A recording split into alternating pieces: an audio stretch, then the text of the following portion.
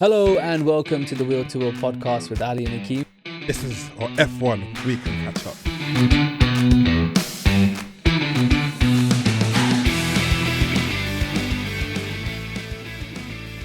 It's good to be back. Good to be back, mate. We are back. What a race. What a race to begin. The Dutch Grand Prix, Zandvoort. It delivered. It delivered on a lot of drama, a lot of good and a lot of bad. I think it was a very eventful race, and I think the best place to start is with Oscar Piastri stretching his championship lead to 34 points on Lando Norris. What do you make of that? Mate, it's sad because you know what? Lando was really good. Even his lap, where he nearly got pole with it. Yeah, but then Piastri, yeah. I mean, let's be real. The margins was very close between the two in qualifying, but where this championship is decided, it is in quali for these two, and that is a big factor. And that's where Oscar Piastri has stepped up this year as compared to last year. He wasn't as good in qualifying, and Lando Norris was amazing at qualifying, and it just seems to have switched. It's a big factor. But you know what? Do you think, in a way, Lando was kind of destined with the oil leak and everything? Like, regardless if he was old, do you think ended up him being? Yeah, but it's one of those ones, like, we wouldn't have known. Like, if we're going to judge the race at face value, I thought Lando Norris did really well in that race. I thought he was faster considering he was in the dirty air of Oscar Piastri. We saw in moments where he caught up and he was within DRS, and anytime he was at the back of Oscar Piastri's McLaren, dirty air did its thing, and Oscar was able to kind of eke that gap out and get out of DRS, and it was just a pattern.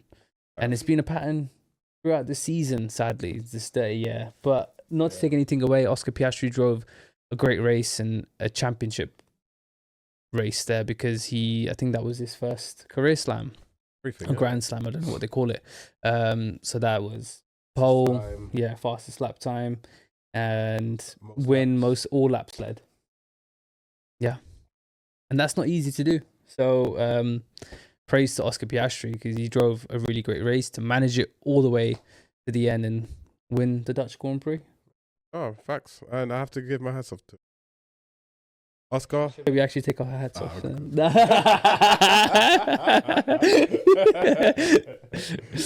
We're wearing hats because we're ashamed of our hair right now. You do, I'll do it. Yeah, man. I did, man. My hair's flat right now.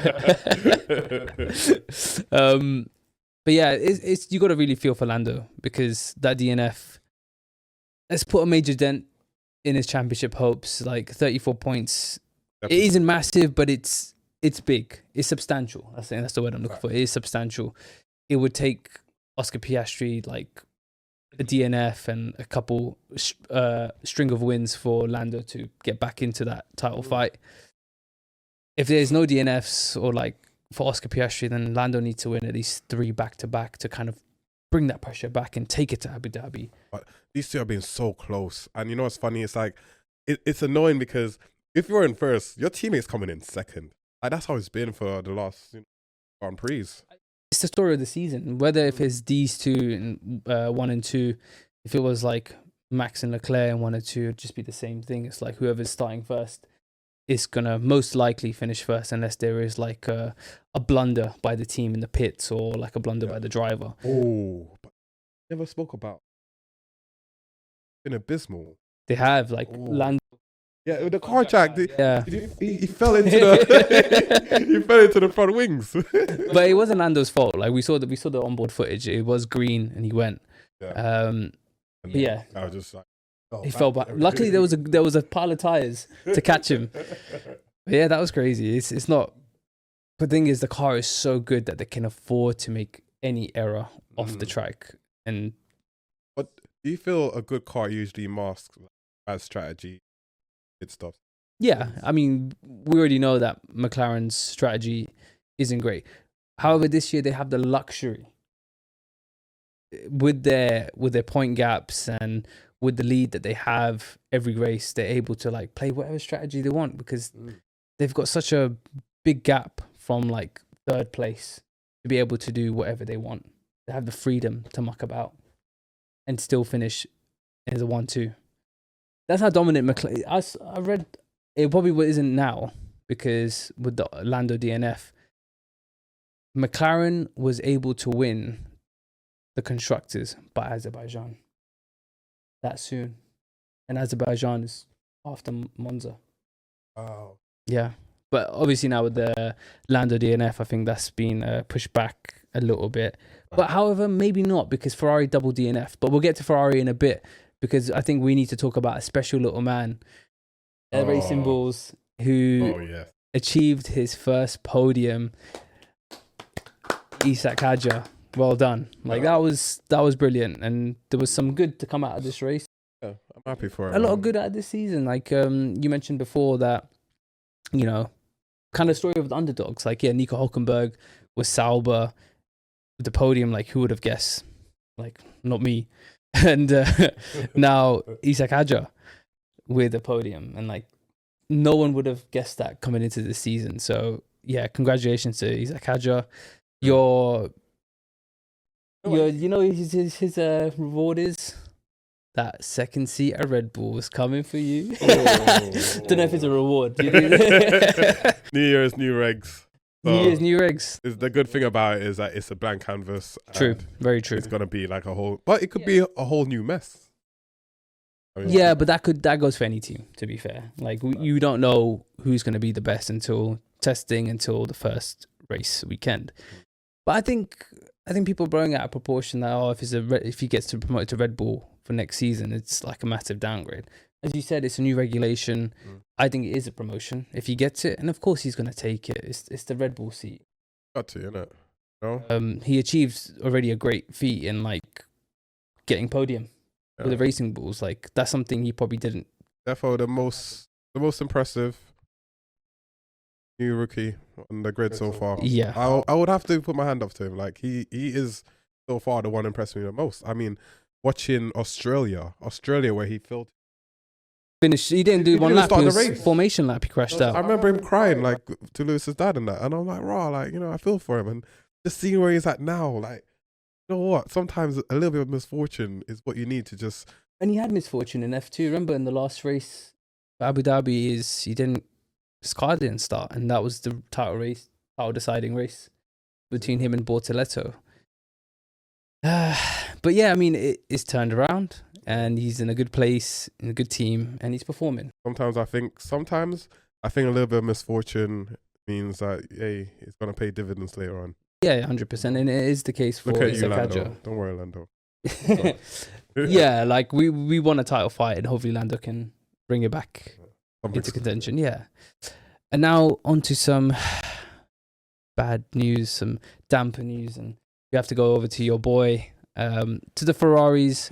We're going to firstly start off with Sir Lewis Hamilton and his DNF at Zandvoort. What did you make of that?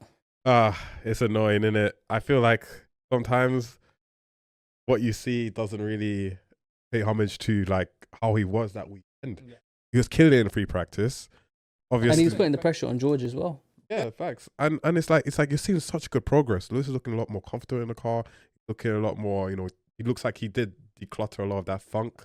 And literally after he done all of this, like, got that DNF. And like this can just send him spiraling. But at the same time, if Lewis, you're watching this, I don't think you are. But if you are watching this, yeah, then literally just keep your head on, man. Like he's doing good in terms of like getting used to the car. But it's the mental thing right now because I understand the crash, but at the same time, it's how he gets up after this.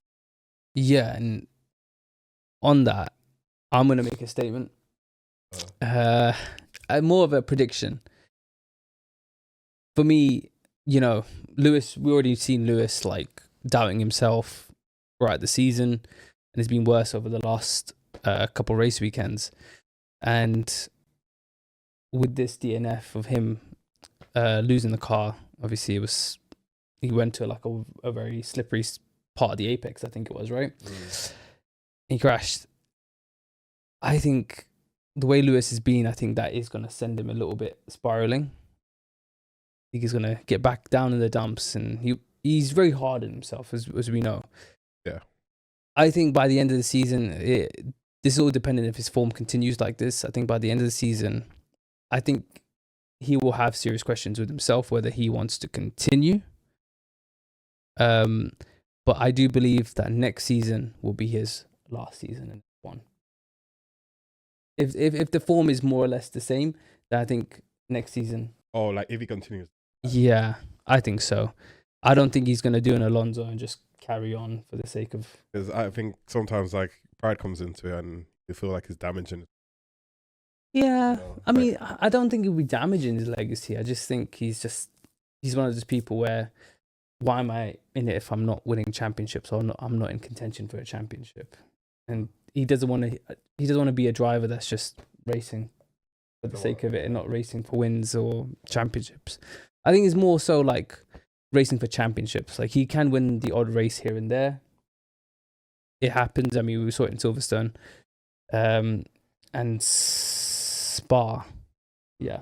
I think favorite tracks out of the way. I mean, I don't want him to be that driver that literally these best tracks are the only tracks. You know, I want to more great racing throughout the season, really. But with what I'm seeing so far, listen, sometimes you gotta destroy before you build, innit? So right now, if this is the bottom, if we can call it, I hope this is the bottom. It's the pit. You know what I'm saying? And yeah, and after this, the trajectory has to change. Let's hope. Now on to a very depressed driver right now, Charles Leclerc. Obviously, he's been frustrated throughout the season at Ferrari, and I think the crash with Antonelli didn't help. We saw those pictures of him just sitting trackside. He took some sick photos. I don't know if you've seen the photos. They were sick. Yeah. He was aura farming. He was talking to George, innit? He was good. But yeah, Leclerc, he had a good race for the most part, and he was hunting down Hajar. Possibly he could have got him. By the end of the race, he could have finished fourth. But yeah, Kimi Antonelli with a bit of a reckless. Kimi, man. Still his life into him. It's still his rookie. You know what I'm saying? His rookie. No, I don't want to hear him. I don't want to hear it. There's a lot of double standards by F1 fans with Kimi Antonelli. I get that he's young and he's this, F1 sweetheart. But come on, like you can't have certain rules for other drivers, but for Kimi it's different. Like he is the rookie that had the best seat this year at Mercedes. He should be consistently putting that Mercedes like between. I'm not even asking for race wins. I'm not even asking for podiums. He should be consistently putting that car between 4th and 7th. But he's struggling to even do that. And criticism, he has to take criticism. I don't think he's had a good rookie season. I'll be honest. And to be honest, there's a part of me that like Toto's making it very potently. He wants Verstappen in it. Even as far as saying next year, depending how I was looking, come over. Yeah. And right now, I'll be honest here. I really want a Max and Russell. Like, I'll be real. It's I all the chaos. Yeah. Everything. And I really, Kimi is the one getting away with this. But Kimi, listen, you need to step it up, fam. Otherwise. But I reckon Toto might even just kick Kimi out. Who knows? I think if it continues like this, like you can't really chuck a driver of George's level out to the curb just for Kimi. No, that's where it's like, that's where I have to intervene and say, oh, like that's kind of unfair, innit? Because George is doing good. Like regardless of how you feel about George or whatever, he's still doing really well. Like he's putting in the good times. He's putting it on podiums. Yeah, he's just, as we all say, he's just always in his own race, George, isn't he? But he's doing. I think he's maximizing whatever he can out of that Mercedes. It's just the car isn't there, but it's a car that can be placed from 4th to 7th easily, and he's placed it in 1st in many podiums. So Kimi should look at that and say, like, okay, I need to at least do the bare minimum, like get it to 7th consistently, And I don't think anybody would bat an eye or be looking at him thinking like, oh, he's not performing the way he should be, this whole prodigy. I think that's the problem. He had this reputation coming in, as in like the next Max Verstappen, this the young gun, yeah. Everyone's been on him. It's harsh on him because obviously he didn't ask for that expectation, but it's sport. If you got the expectation, you have to live up to it. Team, Antonelli, man, and it's just like what was this? We saw, what's funny? He's doing everything a rookie's supposed to do, but it's because like, yo, listen, Kimi, they put this on you, man. But you know why? I think he's under the limelight a little bit more. It's because of other rookies in lesser cars are doing better. Bortolettos, the Hajars. Talent. And Hajar just put on podium, so I can't even say that Kimi even has a podium over him. Yeah, Kimi's got one. He had one in Canada, right? Yeah, and I think Isaac's basically in the top 10 now. Yeah. Okay, so he's tied with Hulkenberg, the 10th. He's ahead of the Aston Martins. And speaking of the Aston Martins, they had a really good race. I have to give it to Stroll, starting from the back of the grid, and made it. Rain, yeah, chaos. He's done well. I have to give it to Stroll. Credit when credit's due. He had a great race. He did what he needed to do, and also Fernando Alonso had a great race. I didn't expect him to get into the points at one point in the race, and he pitted again, get behind traffic. But the old head Fernando, he was like doing overtakes in different sectors of the track instead of like down the main straight where the DRS trains are running. But he did it. And credit where credit's due to the Aston Martins. They did really well. Yeah, man. Next year, I'm really looking forward to seeing what Alonso. Yeah. Really looking forward, because this is one thing that's been holding them back for good. Yeah. And one last honourable mention to Ollie Behrman. He had a good race. He started from the pit lane. And he finished in the points. I think, when did he finish? He finished 6th. He had good points. Good points. So, yeah. No, no, but like he had a great race, and I think he needed that. He's not had like a good run of form recently, so I think he's been. I kind of like what I'm seeing in. He's he's a diamond in the rough. You can see that he has some raw talent there. Facts. He just needs to sort of like bring it all together. Yeah, because you know what. Yeah, he's fast. Yeah, he is fast. He's fast. Ocon, like I thought Ocon was gonna be whitewashing it. Some of these rookies come in, they're doing a good job. It's freshened up the grid, and it's keeping the old heads on their toes a little bit, like keeping them honest. Oh, Bottas and Checo, Cadillac. I really want to see how they're gonna be like, especially with these new drivers on the grid. But most importantly, now we get the ultimate question: who was the better second driver for Max and Lewis? Was it Bottas or was it Checo? Oh, £20 bet. I'm getting Checo. Checo to beat Bottas. Checo to beat Bottas. Yeah. Really? Yeah. I got to back the Red Bull guy, innit? You got to back the Mercedes. You got to. Yeah. Come on, Bottas. Let's go. Easy money.